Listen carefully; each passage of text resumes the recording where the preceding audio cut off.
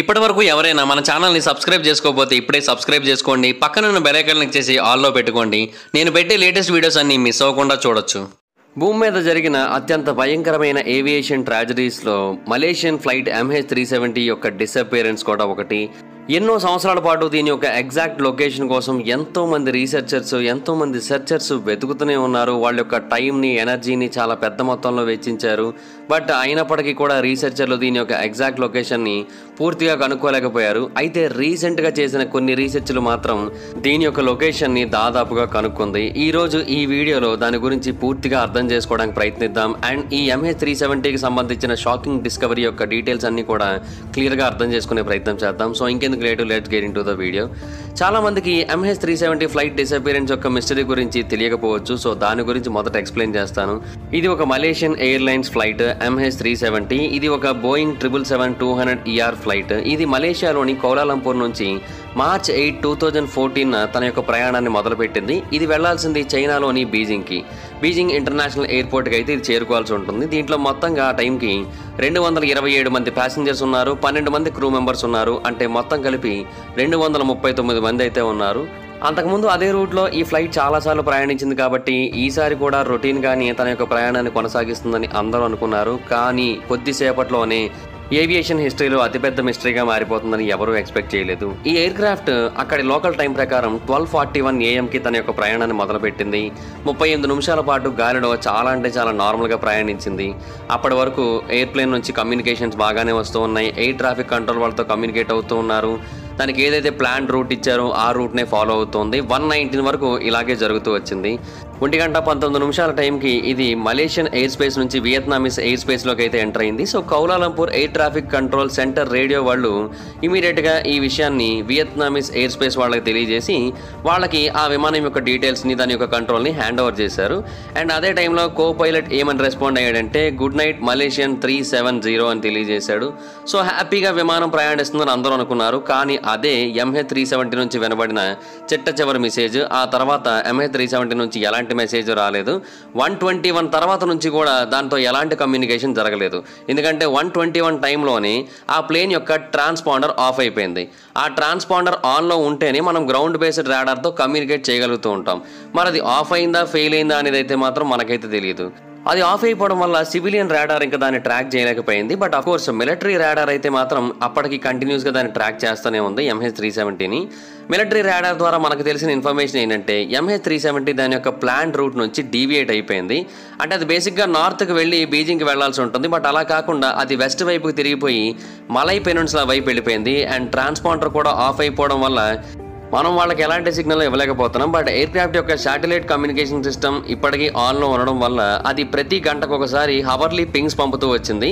ఆ పింగ్స్ అన్ని కూడా ఇమర్సాట్ వాళ్ళ యొక్క కంట్రోల్లో ఉన్న ఒక శాటిలైట్ నుంచి అయితే వచ్చాయి. సో దాన్ని బట్టి మనకి ఎగ్జాక్ట్ లొకేషన్ డేటా అయితే రాకపోయినప్పటికీ కూడా ఆ విమానం తన యొక్క ట్రాక్ని డైవర్ట్ చేసుకున్న తర్వాత కూడా కంటిన్యూస్గా 7 గంటల పాటు ఆన్లోనే ఉంది అని తెలియజేసింది. అండ్ దాని యొక్క లాస్ట్ ఫుల్ హ్యాండ్ షేక్ని అది 8:11 AM ఇచ్చింది. అంటే 7 గంటల పాటు కూడా కాంటాక్ట్ పోయినా కూడా తిరుగుతూనే ఉంది గాల్లో.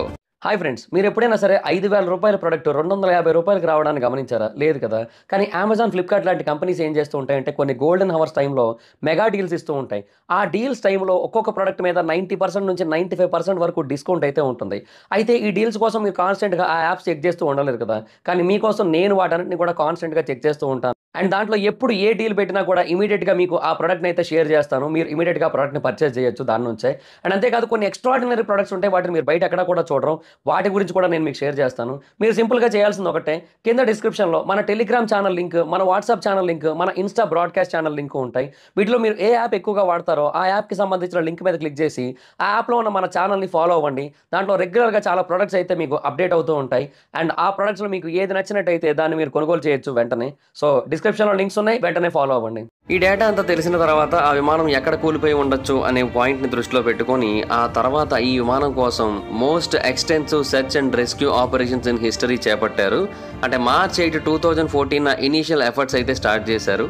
మొదట అందరూ ఫోకస్ చేసింది అయితే సౌత్ చైనా సీ మీద, ఎందుకంటే అది వెళ్లాల్సింది బీజింగ్కి కాబట్టి అది ఆ ప్రాంతంలో ఎక్కడైనా పడిపోయి ఉండొచ్చు అని అయితే అనుకున్నారు. అండ్ ఆ plane last time civilian radar దగ్గర డిటెక్ట్ చేయబడింది కూడా దానికి దగ్గరలో అవడం వల్ల ఆ ప్రాంతంలో అయి ఉండొచ్చేమో అని అనుకున్నారు. కానీ ఆ తర్వాత మార్చి 9 నుంచి మార్చి 11 మధ్యలో సెర్చ్ని కంటిన్యూ చేస్తున్న టైంలో వాళ్ళు స్ట్రైట్ ఆఫ్ మలాకా ప్రాంతంలో కూడా వెతికారు, ఎందుకంటే మిలిటరీ రాడార్ డేటా అప్పటికి బయటకు వచ్చింది. అండ్ ఈ ప్లేన్ వెనక్కి తిరిగింది అండ్ ఆ తర్వాత చాలా దూరం ఇటువైపే ప్రయాణించింది తెలిసిన తర్వాత స్ట్రైట్ ఆఫ్ మలాకాలో కూడా వెతికారు. ఆ తర్వాత మార్చి 12 నుంచి మార్చి 14 వరకు సెర్చ్ ఏరియాని ఇంకా పెద్ద చేసి అండమాన్ సీ ప్రాంతంలో కూడా చాలా ఎక్కువగా వెతికారు. ఆ టైంలో చాలా కంట్రీస్ కూడా ఇన్వాల్వ్ అయ్యాయి ఈ సెర్చ్ ఆపరేషన్లో. చైనా, యుఎస్, ఇండియా కూడా ఈ సెర్చ్ ఆపరేషన్లో జాయిన్ అయ్యి వాటి తరపున షిప్స్ని, ఎయిర్ క్రాఫ్ట్స్ని, శాటిలైట్ ఇమేజరీ డేటాని వీటన్నిటిని కూడా అందజేయడం స్టార్ట్ చేశాయి. బట్ ఎంత చేసినప్పటికీ కూడా దాని యొక్క ఇన్ఫర్మేషన్ అయితే ఏమీ దొరకలేదు. మార్చి 15, 2014 సంవత్సరంలో మలేషియన్ అప్పటి ప్రైమ్ మినిస్టర్ అయిన నజీబ్ రజాక్ దీని గురించి ఒక అనౌన్స్మెంట్ ఇచ్చారు. ప్లేన్ యొక్క కమ్యూనికేషన్ సిస్టమ్ డెలిబరేట్గా డిజబుల్ చేశారు, అంటే కావాలని ఆపేశారు. అండ్ ఎయిర్ క్రాఫ్ట్ ఆ తర్వాత కంటిన్యూస్గా 7 గంటల పాటు ప్రయాణించింది కాంటాక్ట్ పోయిన తర్వాత కూడా. శాటిలైట్ పింగ్స్ని బట్టి 2 పాసిబుల్ కారిడార్స్ని అయితే ఐడెంటిఫై చేశాం. ఒకటేమో నార్థన్ కారిడార్, ఇది నార్థన్ థాయిలాండ్ నుంచి కజకిస్తాన్ వరకు స్ప్రెడ్ అయి ఉంది. రెండోదేమో సదరన్ కారిడార్, ఇది ఇండోనేషియా నుంచి సదరన్ ఇండియన్ ఓషన్ వరకు స్ప్రెడ్ అయి ఉంది. ఈ ప్రాంతాలలో ఎక్కడైనా ఉండి ఉండొచ్చని తెలియజేశారు. ఆ తర్వాత మార్చి 16 నుంచి 24 వరకు ఫోకస్ అంతా కూడా సదరన్ కారిడార్ మీదకే షిఫ్ట్ అయింది. ఆ ప్రాంతంలో శాటిలైట్ డేటాను ఉపయోగించి ఫర్దర్ అనాలిసిస్ అన్ని చేయడం స్టార్ట్ చేశారు. ఆస్ట్రేలియా కూడా ఈ సెర్చ్ ఆపరేషన్లో పూర్తి స్థాయిలో పాల్గొనడం మొదలుపెట్టింది. తర్వాత ఆస్ట్రేలియా, చైనా, ఫ్రాన్స్ నుంచి వచ్చిన శాటిలైట్ ఇమేజెస్ని బట్టి పొటెన్షియల్ డెబ్రిస్ని కూడా కొంతవరకు నోటీస్ చేశారు. బట్ అదేది కూడా MH370కి చెందింది కాదు అని కన్ఫర్మ్ చేశారు. తర్వాత మార్చి 24, 2014 ప్రైమ్ మినిస్టర్ అయిన రజాక్ న్యూ శాటిలైట్ అనాలిసిస్ ఆధారంగా ఇంకొక అఫీషియల్ స్టేట్మెంట్ ఇచ్చారు. అదేంటంటే MH370 యొక్క లాస్ట్ పొజిషన్ ఆస్ట్రేలియాకి దగ్గరలో ఉన్న ప్రతి ఒక్క వెస్ట్ భాగంలో ఉన్న ఇండియన్ ఓషన్లోనే పడిపోయి ఉండొచ్చు అని తెలియజేశారు. అండ్ ఎవరైతే చనిపోయారో వాళ్ళందరి కుటుంబ సభ్యులకి కూడా నా సంతాపం తెలియజేస్తున్నానని తెలియజేశారు. సో బేసిక్గా అది ఇంకా కూలిపోయింది, వాళ్ళందరూ చనిపోయారని అప్పటికి అఫీషియల్గా కన్ఫర్మ్ చేశారు.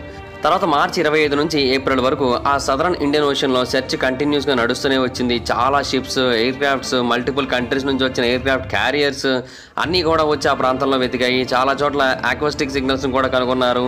అండ్ ప్లేన్స్ యొక్క బ్లాక్ బాక్సెస్ నుంచి ఏమైనా దొరుకుతుందేమో ఇన్ఫర్మేషన్ అని ట్రై చేశారు. బట్ ఎక్కడ ఎంత ట్రై చేసినప్పటికీ కూడా ఎలాంటి ఇన్ఫర్మేషన్ దొరకలేదు. అలాగే ఏప్రిల్ అంతా కంటిన్యూస్గా వెతుకుతూ వచ్చారు. ఆ తర్వాత కూడా కొన్ని నెలల పాటు ఆ సెర్చ్ని అలా కంటిన్యూ చేస్తూనే వచ్చారు. ఈవెన్ అప్పుడు అండర్ వాటర్ డ్రోన్స్ని ఉపయోగించారు, కొన్ని స్పెషలైజ్డ్ ఎక్విప్మెంట్ ఉపయోగించారు సముద్రం యొక్క అడుగు భాగాన్ని బాగా స్కాన్ చేయడం కోసం. బట్ ఎన్ని ఎఫర్ట్స్ పెట్టినప్పటికీ కూడా MH370 అనేది ఒక మిస్టరీగానే, దాని యొక్క డిసపియరెన్స్ అనేది ఒక అన్సాల్వ్డ్ పజిల్ లాగానే మిగిలిపోయింది.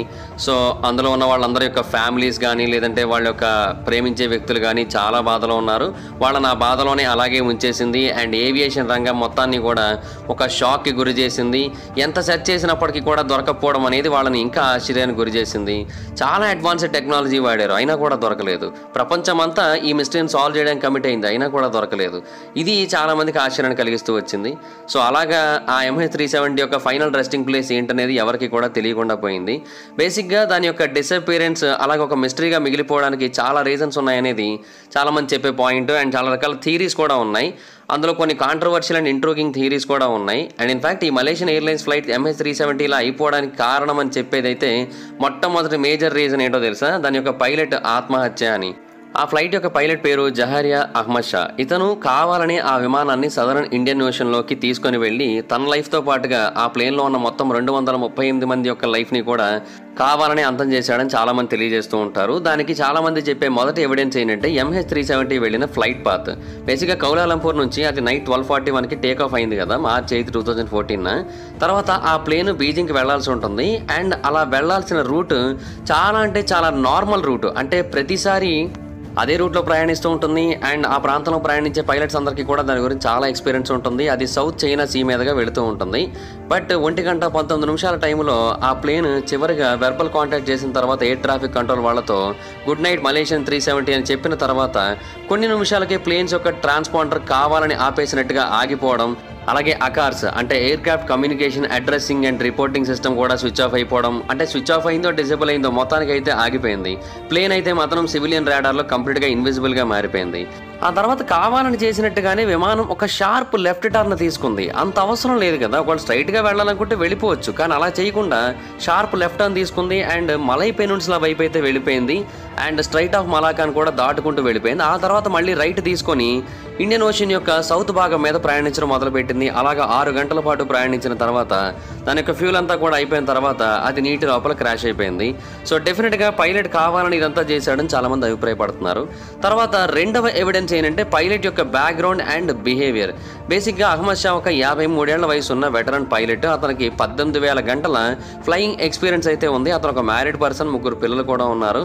కాకపోతే ఏంటంటే మెంటల్ ఇల్నెస్కి సంబంధించి ఎలాంటి హిస్టరీ లేదు, అలాగే క్రిమినల్ యాక్టివిటీకి సంబంధించిన హిస్టరీ కూడా లేదు.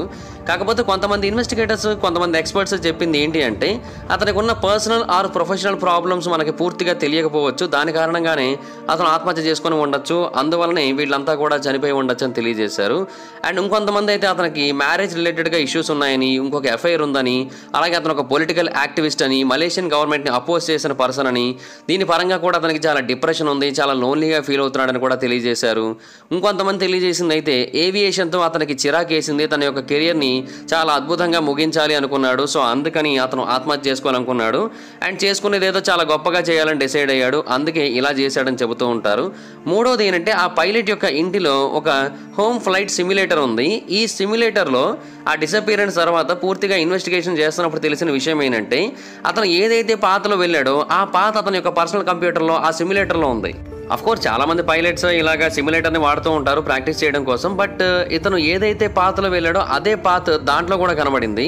సో ఇది చూసిన తర్వాత చాలామందికి ఇంకొంత అనుమానం అయితే పెరిగింది. అండ్ కొంతమంది చెప్పేది ఏంటి అంటే అది ఏదో ఒక రిమోట్ ఐలాండ్లో క్రాష్ అయ్యేటట్టుగా ముందుగా ప్లాన్ చేసుకొని వెళ్ళాడని తెలియజేస్తూ ఉంటారు.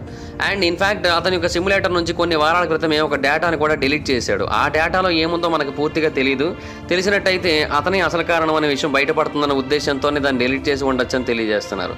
అయితే కొంతమంది అనలిస్టులు చెబుతుంది ఏంటి అంటే మేబీ అతను ఆ విమానాన్ని హైజాక్ చేయడం కూడా ట్రై చేస్తూ ఉండొచ్చు. అండ్ ట్రై చేసిన తర్వాత ఆ విమానాన్ని ఒక అన్నోన్ డెస్టినేషన్కి తీసుకొని వెళ్ళాలని ట్రై చేసి ఉండొచ్చు, లేదంటే క్రాష్ చేయాలని కూడా ట్రై చేసి ఉండొచ్చు అని కూడా తెలియజేశారు. అండ్ నాలుగో ఎవిడెన్స్ ఏంటంటే lack of communication or distress signals. బేసిక్గా విమానం నుంచి మనకు ఒక్కసారి కూడా డిస్ట్రెస్ సిగ్నల్ రాలేదు. సో కావాలని వాటన్నిటిని కూడా అవాయిడ్ చేశారు.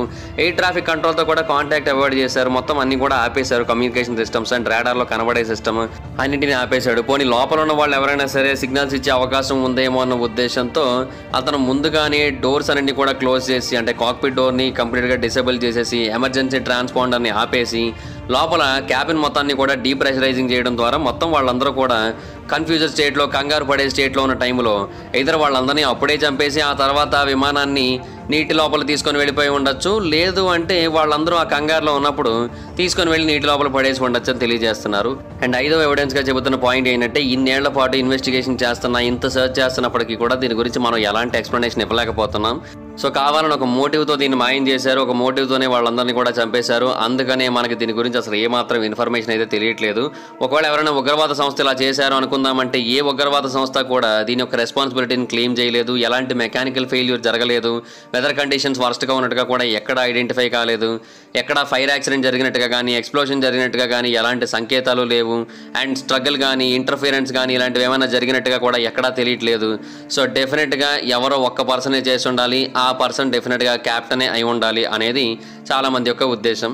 బట్ మరికొంతమంది చెప్పేది ఏంటంటే ఆ ఫ్లైట్ని మేబీ ఎవరైనా హైజాక్ చేసి ఉండొచ్చు. వాళ్ళు ఆ ఎయిర్ క్రాఫ్ట్ని వేరే ఏదో ప్రాంతానికి తీసుకొని వెళ్ళాలని ట్రై చేసి ఉండొచ్చు. అది ఇండివిజువలా, లేదంటే ఒక గ్రూపా, అది పొలిటికల్ రీజనా, పర్సనల్ రీజనా, లేదంటే ఫైనాన్షియల్ రీజనా అనేది పక్కన పెట్టినట్టయితే కావాలని వాళ్ళని తప్పుదారి పట్టించడం కోసం మేబీ అలా చేసి ఉండొచ్చు అని తెలియజేస్తున్నారు. మేబీ ఈ థియరీని బట్టి ఆ ఎయిర్ క్రాఫ్ట్ యొక్క ఫ్లైట్ పాత్ని కూడా మనం గెస్ చేయొచ్చు. అంటే వాళ్ళు చంపేస్తామని భయపెట్టి బెదిరిస్తున్న టైంలో ప్లేన్ని వాళ్ళు చెప్పినట్టుగా తిప్పుతూ ఉండడం, అలాగే ఎయిర్ ట్రాఫిక్ కంట్రోల్తో కమ్యూనికేషన్ ఆపేయడం, ఆ తర్వాత అన్ఎక్స్పెక్టెడ్ టర్న్స్ తీసుకొని సౌత్ చైనా సీ మీదుగా వెళ్లాల్సిన ప్లేన్ కాస్త సౌత్ ఇండియన్ ఓషన్ మీదకి అయితే వచ్చింది. సో ఇది మేబీ వాళ్ళు చేయించి ఉండొచ్చు అని కూడా కొంతమంది అభిప్రాయపడుతున్నారు. అంటే ఎయిర్ క్రాఫ్ట్కి సంబంధించిన ప్రతి ఒక్క విషయం మీద కూడా పూర్తి స్థాయిలో నాలెడ్జ్ ఉన్న వాళ్ళు ఎవరో ఈ హైజాక్ చేసి ఉండొచ్చు. అంటే ఏవైతే మెయిన్ కమ్యూనికేషన్ సిస్టమ్స్ ఉన్నాయో వాటిని ఆపించారు కదా. సో మేబీ డెఫినెట్గా వాళ్ళకి దీని గురించి పూర్తిగా తెలిసి ఉండొచ్చు అని అయితే చాలామంది అభిప్రాయపడుతున్నారు. అందువలన హైజాక్ కూడా అయి ఉండొచ్చు అని అయితే చాలామంది నమ్ముతున్నారు. అండ్ సివిలియన్ రాడార్లో కనిపించకుండా చేయడం, తర్వాత గ్రౌండ్ బేస్డ్ కమ్యూనికేషన్ సిస్టమ్స్తో కాంటాక్ట్ లేకుండా చేయడం అనేది వాళ్ళు తప్పించుకునే ప్రయత్నం అయితే తెలియజేస్తున్నారు. శాటిలైట్ డేటాను అయితే వాళ్ళు ఆపలేరు కాబట్టి అదైతే మనకి రిసీవ్ అయిందని తెలియజేశారు. సో అందువలనే MH370 కాంటాక్ట్ కోల్పోయిన తర్వాత కూడా కొన్ని గంటల పాటు అలాగా ప్రయాణిస్తూ వచ్చిందని తెలియజేశారు. అండ్ ఈ ఎక్స్టెండెడ్ ఫ్లైట్ టైం ఏదైతే ఉందో అదంతా కూడా హైజాకర్స్ చెప్పిన దాన్ని బట్టి పైలట్ చేశాడు అనేది తెలియజేస్తూ ఉన్నారు. మేబీ పక్కన వాళ్ళు ఉండి బెదిరిస్తూ ఉండడం వల్లనే ఆ కమ్యూనికేషన్ సిస్టమ్స్ని ఆపేసినప్పటికీ కూడా డిస్ట్రెస్ కాల్స్ పైలట్ నుంచి మనకి రాలేదు అని కూడా కొంతమంది తెలియజేస్తూ ఉన్నారు. సో దీనిని బట్టి ఈ హైజాకింగ్ థియరీ కూడా వాస్తవం అయి ఉండొచ్చని చాలామంది అయితే నమ్ముతూ వస్తూ ఉంటారు. కానీ ఇక్కడ కూడా ఒక ప్రాబ్లం ఉంది. అదేంటంటే నిజంగా ఎవరైనా హైజాక్ చేసినట్టయితే, ఏదైనా ఒక ఉగ్రవాద సంస్థ కానీ లేదంటే ఎవరైనా ఏదైనా ఒక మోటివ్తో కనుక హైజాక్ చేసినట్టయితే ఆ మోటివ్ ఏంటో తర్వాత ప్రపంచానికి తెలియజేస్తారు. అంటే ఫర్ ఎగ్జాంపుల్ వాళ్ళ యొక్క ఉగ్రవాద నాయకుడు ఎక్కడైనా జైల్లో ఉన్నట్టయితే అతను విడిచిపెట్టాలనో లేదంటే డబ్బులు కావాలనో ఏదో ఒకటి చేసి మొత్తానికైతే వాళ్ళ యొక్క మోటివ్ అయితే చెబుతారు కదా. కానీ MH370 ఫ్లైట్ని హైజాక్ చేసిన తర్వాత దాని యొక్క మోటివ్ ఏంటో ఎవరూ చెప్పలేదు. ఇన్ఫ్యాక్ట్ ఆ విమానాన్ని కంప్లీట్గా క్రాష్ అయిపోయేటట్టుగా చేశారు కదా.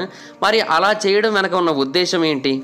మలేషియన్ గవర్నమెంట్కి ఏదైనా అఫీషియల్ స్టేట్మెంట్ లాగా ఇవ్వాలనుకుంటున్నారా, లేదంటే ఏదైనా ఇంకొక పొలిటికల్ ఎంటిటీకి ఏదైనా స్టేట్మెంట్ లాగా ఇవ్వాలనుకుంటున్నారా?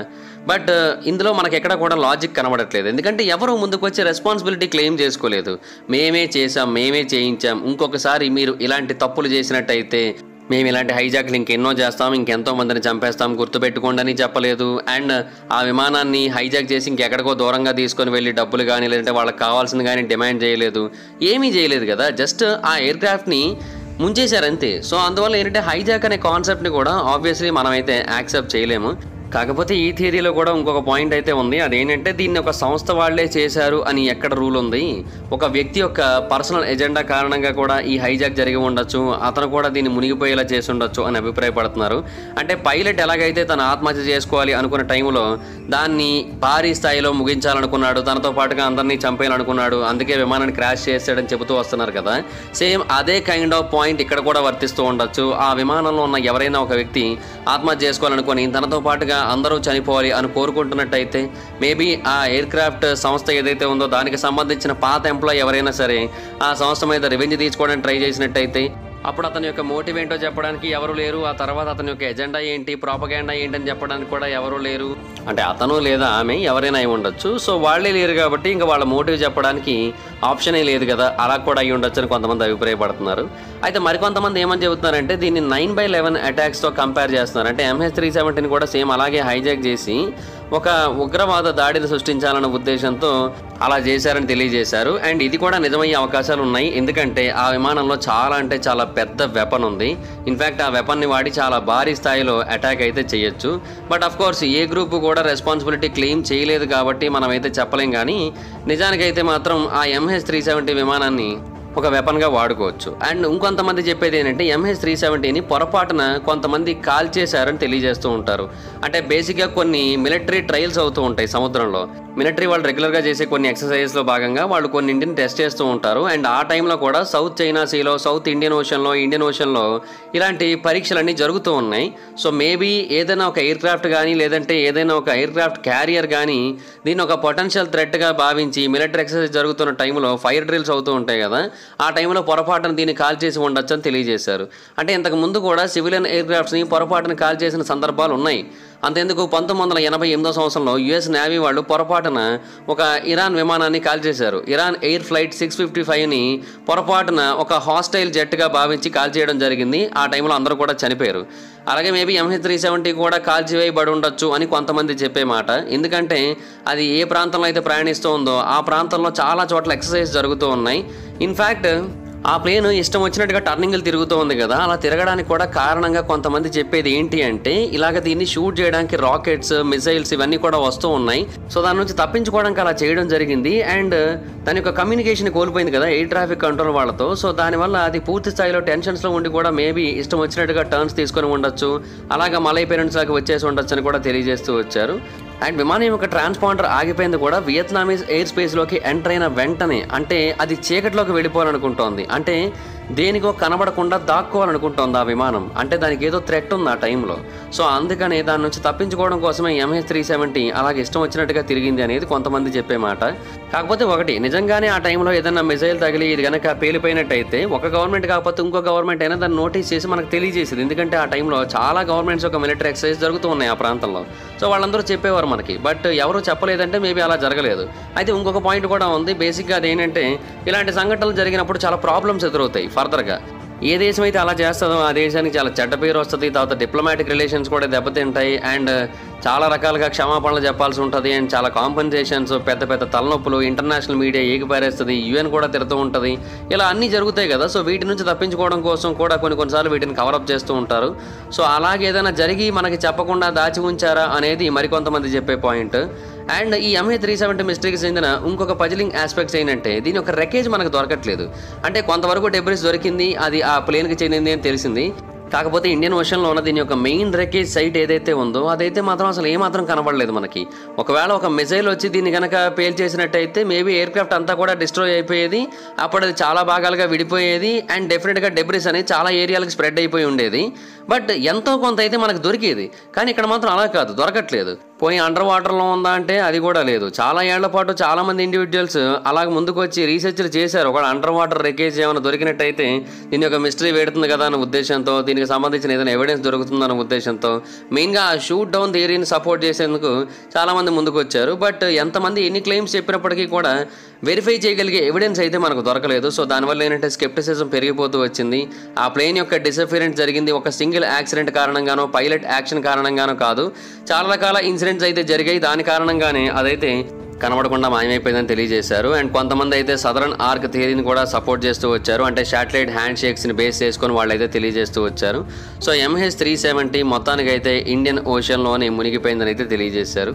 బట్ షూట్ డౌన్ థియరీని సపోర్ట్ చేస్తున్న వాళ్ళు ఏమంటారంటే ఈ డేటాని ట్యాంపర్ చేశారు మన యొక్క అటెన్షన్ డైవర్ట్ చేయడం కోసం. అండ్ రియల్ క్రాష్ సైట్ నుంచి మనల్ని పక్కదారి పట్టించడం కోసం అలా చేశారని తెలియజేస్తూ ఉన్నారు. ఇన్ఫ్యాక్ట్ ఇంతకుముందు నేను చెప్పాను కదా ఇరాన్ ఎయిర్ ఫ్లైట్ 655ని అలాగే షూట్ చేశారని. అండ్ ఇది మాత్రమే కాదు, ఇంకొక దానికి కూడా అలాగే జరిగింది. దాని పేరు కొరియన్ ఎయిర్ ఫ్లైట్ 007. ఈ విమానం కూడా సోవియట్ యూనియన్ చేత 1983లో షూట్ చేయబడింది. అంటే ప్రొహిబిటెడ్ ఎయిర్ స్పేస్ ఉంది, ఆ ఎయిర్ స్పేస్లోకి ఇది ఎంటర్ అయిన తర్వాత దీన్ని అయితే షూట్ చేసేయడం జరిగింది. అండ్ దీని గురించిన ఇన్ఫర్మేషన్ మనకి ఇనీషియల్గా ఎగ్జాక్ట్గా దొరకలేదు, చాలా నాళ్ళ తర్వాత దొరికింది. సో ఇలాంటి ట్రాజడీస్ చాలా జరుగుతూ ఉంటాయి, రేర్గానే జరుగుతూ ఉంటాయి. బట్ అసలు జరగవనడానికి అయితే లేదు, పాసిబిలిటీ అయితే ఉంది. సో అందువలన మేబీ ఎవరైనా షూట్ చేసి ఉండొచ్చు అని చాలామంది నమ్ముతూ ఉంటారు. నేను మధ్యలో ఒక మాట చెప్పాను, ఈ విమానంలో ఒక పెద్ద వెపన్ ఉంది, ఆ వెపన్ని వాడుకొని ఉండొచ్చు అని. ఆ వెపన్ ఏంటో తెలుసా? ఈ విమానం యొక్క కార్గోలో ఉన్న కొన్ని పొటెన్షియల్లీ డేంజరస్ గూడ్స్. ఈ విమానం యొక్క బెల్లీలో లిథియం అయాన్ బ్యాటరీస్ ఉన్నాయి, చాలా అంటే చాలా భారీ స్థాయిలో ఉన్నాయి. వాటిని కనుక ఎక్స్ప్లోర్ చేసినట్టయితే ఆ విమానం ఇమీడియట్గా పీసులు అయిపోతుంది.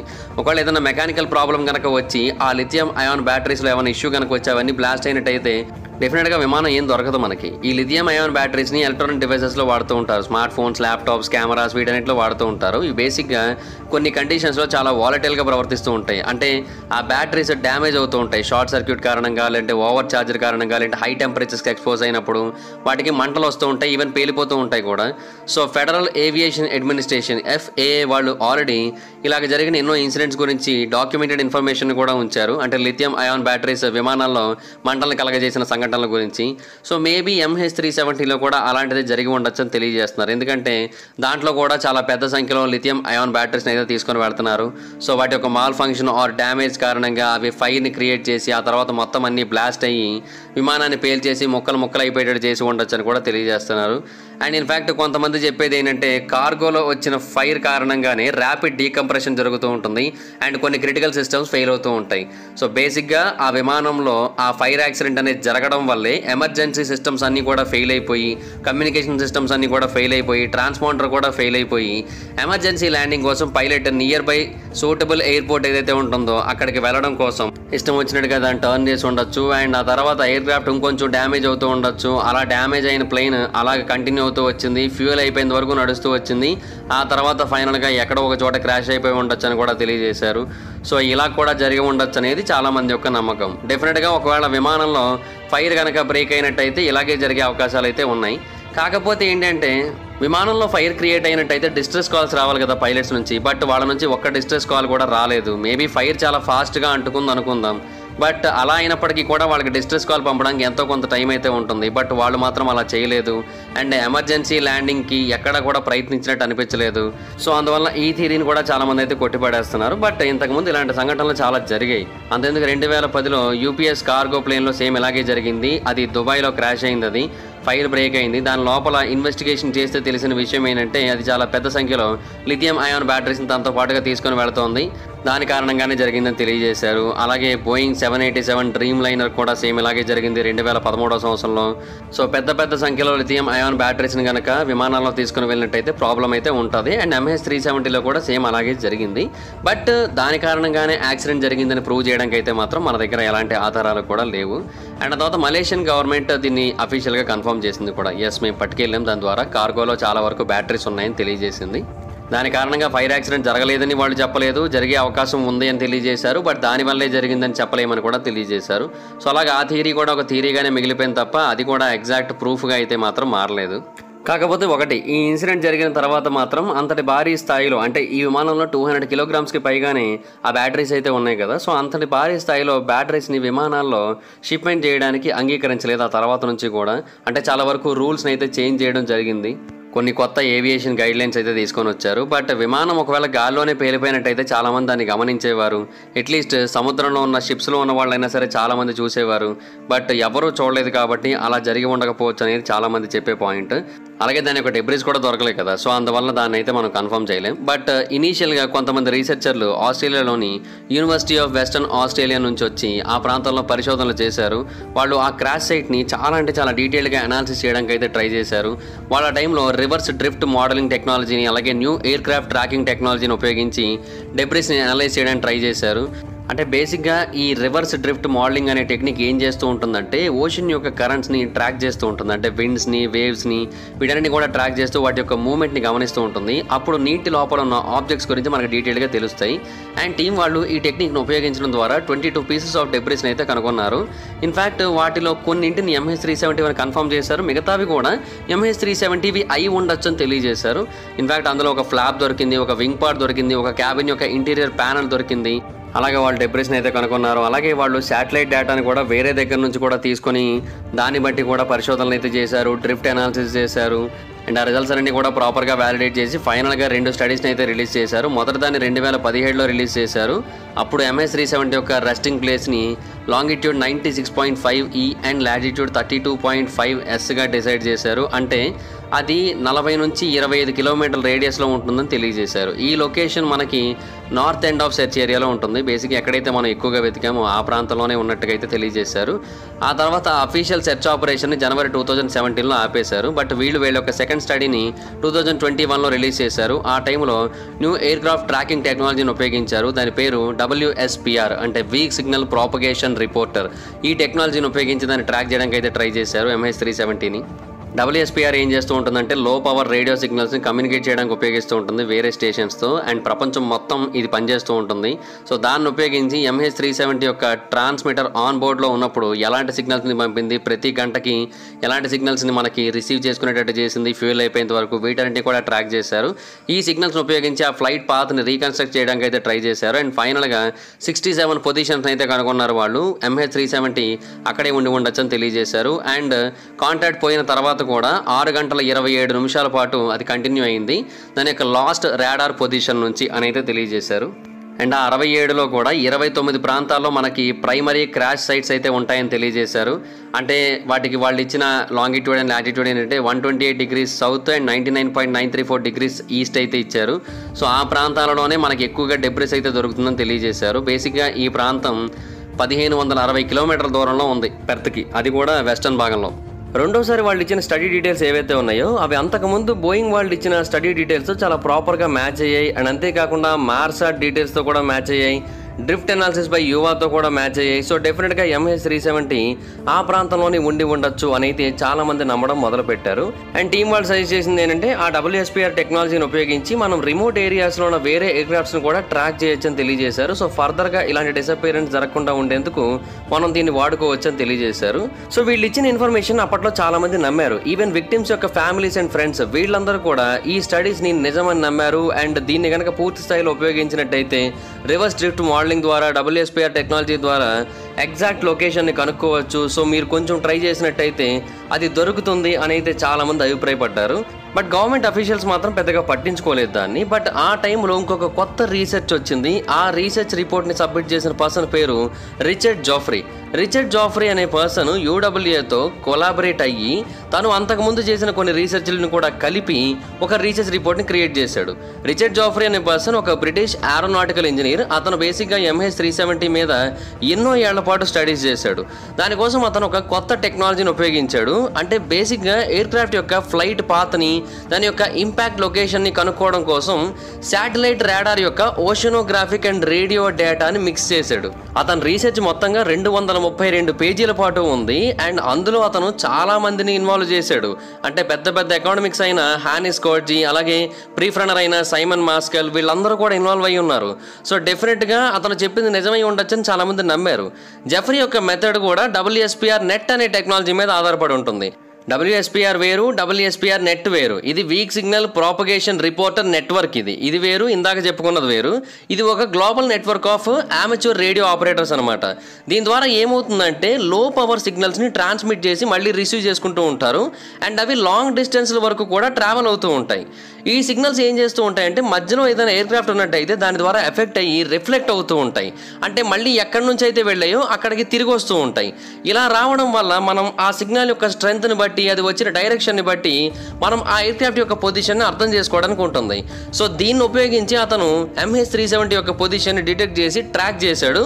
అది ఇండియన్ ఓషన్ మీదే వెళ్ళిందని అతను కూడా తెలియజేశాడు. ఇన్ఫ్యాక్ట్ జెఫ్రీ కూడా ఇమర్సాట్ యొక్క శాటిలైట్ టెక్నాలజీని ఉపయోగించుకున్నాడు. దాని ద్వారా అతనికి హవర్లీ పింగ్స్ వచ్చాయి కదా, ఆ హవర్లీ పింగ్స్ని కూడా అతను బేస్ చేసుకొని ఈ ఇన్ఫర్మేషన్ అయితే చెప్పాడు. అంటే ఆ పింగ్స్ మనకి ఎగ్జాక్ట్ లొకేషన్ చెప్పకపోయినప్పటికీ కూడా అది ఎంత డిస్టెన్స్ ట్రావెల్ చేసింది, ఏ యాంగిల్లో ట్రావెల్ చేసింది, ఇవన్నీ కూడా మనకు తెలియజేసింది కదా. సో ఆ ఇన్ఫర్మేషన్ మొత్తాన్ని కూడా బోయింగ్ యొక్క పర్ఫార్మెన్స్ డేటా, బోయింగ్ యొక్క డ్రిఫ్ట్ డేటా వీటన్నింటినీ కూడా కలిపి అతను కొన్ని ఫ్లైట్ పాత్స్ని, కొన్ని ఇంపాక్ట్ లొకేషన్స్ని కూడా ట్రాక్ చేశాడు. అండ్ ఫైనల్గా వాటన్నిటిలోంచి అతను ఒక బెస్ట్ లొకేషన్ అయితే చూస్ చేసుకొని కొన్ని డీటెయిల్స్ అయితే తెలియజేశాడు. అతను చెప్పింది కూడా ఆల్మోస్ట్ సేమే ఇంతకుముందు చెప్పింది. MH370 సుమారుగా 7 గంటల పాటు ప్రయాణించింది ఎయిర్ ట్రాఫిక్ కంట్రోల్ వాళ్ళతో కాంటాక్ట్ పోయిన తర్వాత. ఈ గ్యాప్లో అది 5,000 కిలోమీటర్లు ప్రయాణించింది. అది మలై పెనిన్సులా యొక్క వెస్ట్ వర్డ్ భాగంలో ప్రయాణిస్తూ ఆ తర్వాత సౌత్ వైపుకు తిరిగి ఇండియన్ ఓషన్ మీదుగా ప్రయాణించింది. ఆ తర్వాత ఒక కర్వ్డ్ ట్రాజెక్టరీలో వెళ్ళింది. దానికి కారణం ఏంటంటే అక్కడ ఉన్న విండ్, అలాగే ఎర్త్ యొక్క రొటేషన్, దీనివల్ల అది ఇన్ఫ్లుయెన్స్ అయ్యి దాని యొక్క ప్రయాణాన్ని కొంచెం మార్చుకుంది. ఆ తర్వాత మార్చి 8న అది క్రాష్ అయిపోయిందని అయితే తెలియజేశారు. అది క్రాష్ అయ్యింది 30.57 degrees south, 98.75 degrees east location దగ్గర అయిందని తెలియజేశారు. అంటే ఇది ఆస్ట్రేలియాలోని పెర్త్కి వెస్ట్ భాగంలో 2,000 కిలోమీటర్ల దూరంలో ఉంది. అండ్ ఆ పక్కన ఉన్న మడగాస్కర్కి 1000 కిలోమీటర్ల దూరంలో ఉంది.